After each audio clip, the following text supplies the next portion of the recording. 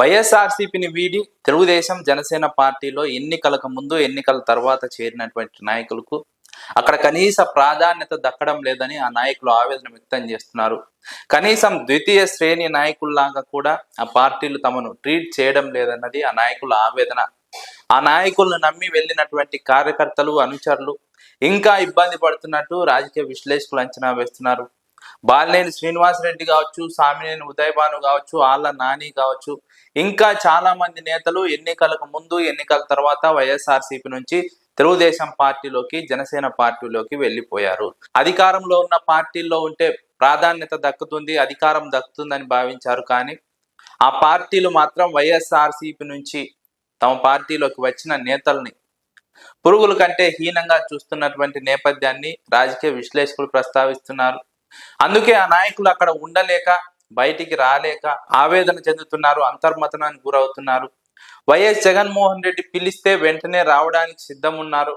YS Jaganmohan Reddy కూడా ఆ నాయకుల విషయంలో అనవసరమైనటువంటి ఆరోపణలు చేయొద్దు, విమర్శించొద్దని పార్టీ క్యాడర్ కు సూచించినట్టు తెలుస్తోంది, పార్టీ నాయకులకి సూచించినట్టు తెలుస్తోంది. ఎందుకంటే వైఎస్ఆర్సీపీకి ఇప్పుడు ప్రతి ఒక్కరూ ముఖ్యమే. ఒక ఓటు కూడా ఎన్నికల్లో గెలుపోవటంని నిర్దేశించినట్టు ప్రతి నాయకుడు కూడా వైఎస్ఆర్సీపీకి ఇప్పుడు అవసరము. ఎందుకంటే ఈ నాయకులంతా వైఎస్ఆర్సీపీని వీడి తెలుగుదేశం జనసేన పార్టీలోకి వెళ్ళారు. వారితో పాటు ఎంతో కొంత వారికి సంబంధించినటువంటి ఓటు బ్యాంకు, అనుచరులు, అభిమానులు వెళ్ళి ఉంటారు. వారందరూ మళ్ళీ వైఎస్ఆర్సీపీలోకి వస్తే వైఎస్ఆర్సీపీకి పాజిటివ్ గా మారుతుంది, వైఎస్ఆర్సీపీకి కొత్త ఉత్సాహం వస్తుంది నాయకులు తిరిగి వస్తే.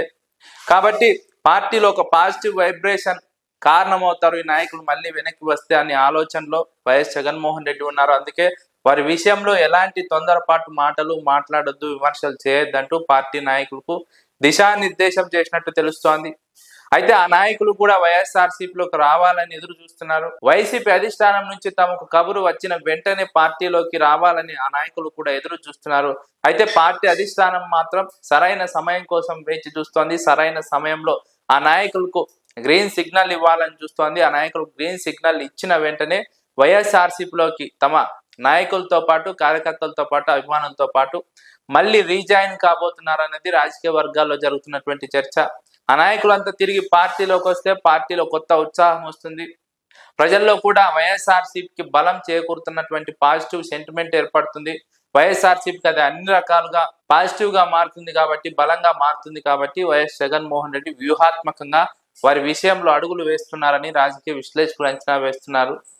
చాలా మంది నాయకులకు తెలుగుదేశం పార్టీ చేర్చుకుంది, కానీ వారిని పక్కన పెట్టేసింది.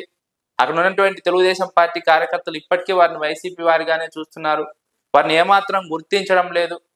అదే సందర్భంలో ఆ నాయకులకు కనీసం ద్వితీయ శ్రేణి నాయకులకు ఉన్నటువంటి ప్రాధాన్యత కూడా దక్కకపోవడంతో ఇన్నాళ్ళు ఎమ్మెల్యేగా, మంత్రులుగా, డిప్యూటీ ముఖ్యమంత్రులుగా పనిచేసి కనీసం ద్వితీయ శ్రేణి నాయకత్వానికి ఉన్నటువంటి విలువ లేకపోవడం పట్ల తీవ్రంగా మనోవేదనకు గురవుతున్నారు. వైఎస్ఆర్సీపీని వీడి చాలా పెద్ద తప్పు చేశాము జీవితంలో అన్న అభిప్రాయంలో ఆ నాయకులు ఉన్నారు. అందుకే ఇప్పుడు పార్టీని ఎట్టి పరిస్థితుల్లో వీడాలని చూస్తూ ఉన్నారు. వైఎస్ఆర్సీపీలోకి మళ్ళీ రావాలని ఎదురు చూస్తూ ఉన్నారు.